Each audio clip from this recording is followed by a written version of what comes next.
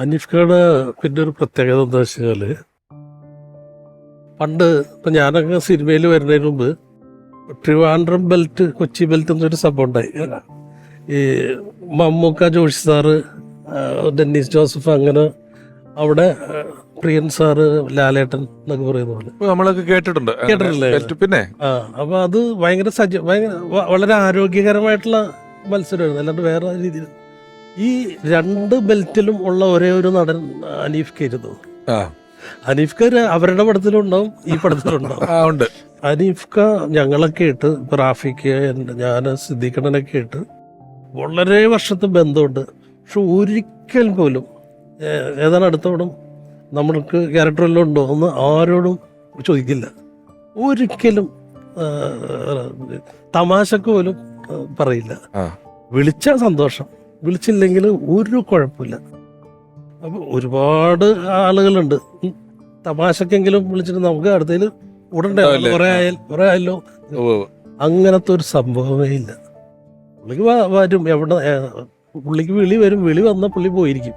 അപ്പം നമ്മൾ വിളിച്ചാൽ രാവിലെ വന്ന് വർക്ക് ചെയ്ത് രാത്രി പോയിട്ട് നേരം വിളിക്കണവർ അവിടെ ഷൂട്ട് ചെയ്തിട്ട് രാവിലെ ഇവിടെ ഉണ്ടാവും. ഉറങ്ങാൻ അല്ലേ, വണ്ടി കയറിയാൽ ഉറങ്ങും, സംസാരിച്ചോണ്ടിരിക്കുമ്പോൾ തന്നെ ഉറങ്ങിപ്പോവും. ചിരിച്ചിട്ട് അങ്ങനെ ഇരുന്ന് കൂർക്കം വിളിക്കും.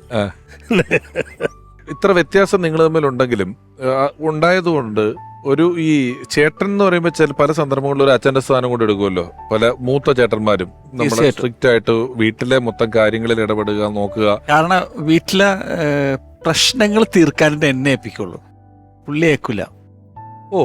പുള്ളി അറിയും നീ അത് തീർത്തോളൂ, എന്തെങ്കിലും പ്രശ്നം ഉണ്ടെങ്കിൽ പുള്ളി അത് പുള്ളി പറഞ്ഞാൽ അത് ലാസ്റ്റ് വാക്കായിരിക്കും.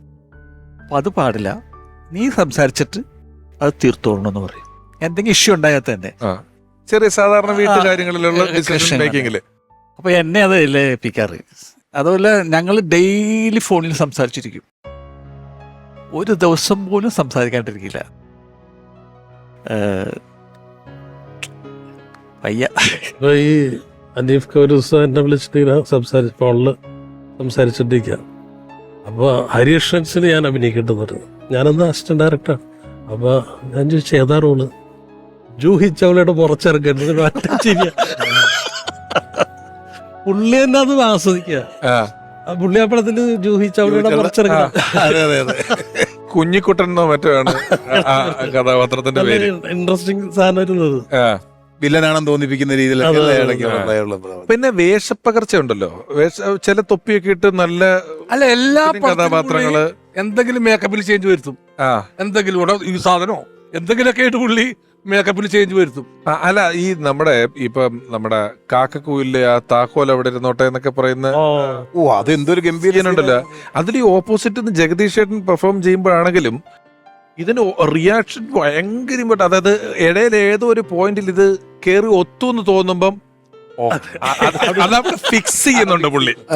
അത് ശരീരം കൊണ്ട് ലുക്ക് കൊണ്ട് ഓക്കെ അവിടെ ഫിക്സ് ചെയ്യുന്നുണ്ട്. എന്നിട്ടാണ് അവിടെ കിട്ടപ്പോ എന്ന് പറഞ്ഞിട്ട് കളിക്കുന്നതല്ലേ. അതൊരു നടന്നുള്ള നിലയില് വേഴ്സറ്റൈലായിട്ട് പിടിക്കാത്ത പ്രദേശങ്ങളില്ല, കഥാപാത്രങ്ങളില്ല. അത്യാവശ്യം നല്ല ഡാൻസ് ചെയ്യുമല്ലോ. അത്യാവശ്യം നല്ല ഡാൻസ് ചെയ്യാൻ നല്ല രസമാണ് കാണാനായിട്ട്. ഇഷ്ടമാണ്.